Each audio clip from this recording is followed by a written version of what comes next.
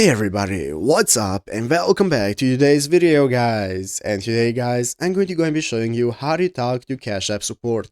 This is a very simple thing to do, so make sure that you watch this quick in this video till the very end and follow my steps correctly so you can make sure that this works the same for you and you can do this yourself.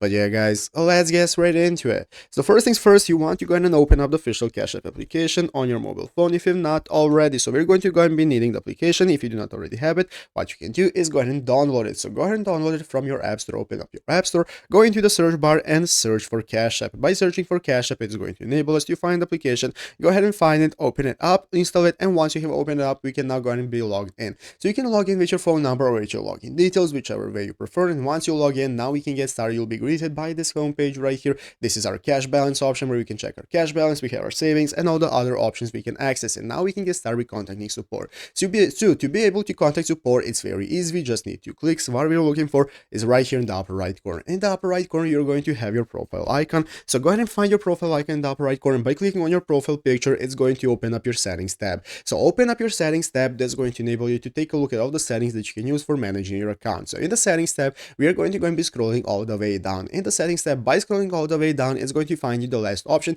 One of the options right there is going to be called contact support. If you cannot see the contact support option, then you can go ahead and enter in the help tab. There is going to be a help option. So by clicking on help, it's going to enable you to contact support. Open up help, and from there you can select how you want to contact them, with email, by phone number, whichever way you prefer. And by clicking that option, it's going to enable you to get in touch with support and fix any problems that you might have. And basically that's how to do it. So I hope this video was helpful. If it was, make sure to leave a like, subscribe to the channel, so turn the notifications on so you can always be notified when we upload a new video. But guys, thanks for watching today's one. I hope to see you next one, and bye.